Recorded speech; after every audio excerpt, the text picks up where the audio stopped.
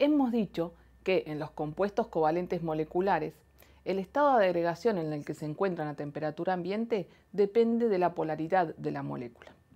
En el caso del hidrógeno y del metano, por ejemplo, moléculas no polares, tenemos sustancias que a temperatura ambiente se encuentran en estado gaseoso. Sin embargo, en el caso del agua, es una molécula polar y a temperatura ambiente se encuentra en estado líquido. La glucosa dijimos que era una sustancia sólida a temperatura ambiente. Para explicar las diferencias entre las características de estas sustancias covalentes moleculares, tenemos que recordar la teoría cinético-molecular, que nos explica que en el estado gaseoso, en el estado líquido y en el estado sólido, las partículas que forman la materia están en constante movimiento. En el caso de los gases, las partículas son moléculas independientes que prácticamente no interactúan entre ellas. Por lo tanto, es muy fácil separarlas entre sí. En el caso de los líquidos, existen fuerzas que atraen a las moléculas y las mantienen mucho más unidas que en el estado gaseoso. Esas fuerzas se llaman fuerzas intermoleculares. En el caso de los sólidos, las fuerzas intermoleculares también existen y son más fuertes todavía que en los líquidos. Existen diferentes tipos de interacciones electrostáticas entre las moléculas covalentes. Por ejemplo, los dipolos permanentes.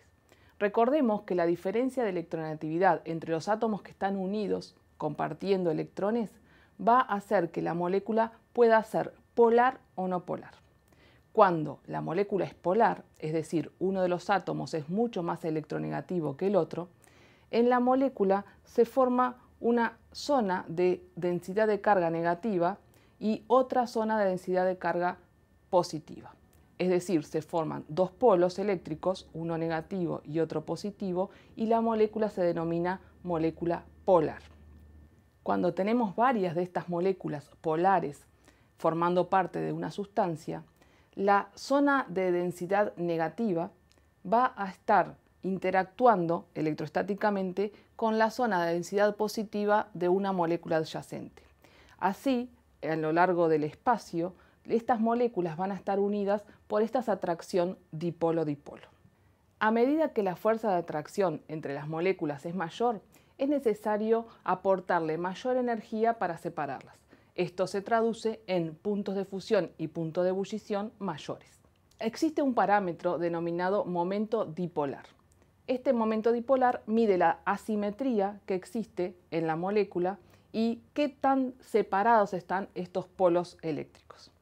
La molécula de agua es una molécula polar, por lo tanto, van a existir este tipo de interacciones entre las moléculas. Ahora, ¿qué tan fuerte es la interacción entre las moléculas del agua? Vamos a ver este cuadro en el que se muestran las propiedades de los compuestos formados por hidrógeno y algún elemento del grupo 16. Tenemos, en el caso del agua, un punto de ebullición de 100 grados Celsius. En el caso del sulfuro de hidrógeno, su punto de ebullición es menos 60.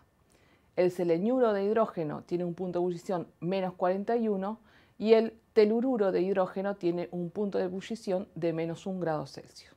Si observamos la gráfica y pensamos en la periodicidad de este tipo de propiedades, deberíamos predecir que el punto de ebullición del agua sería menos 90 grados Celsius aproximadamente.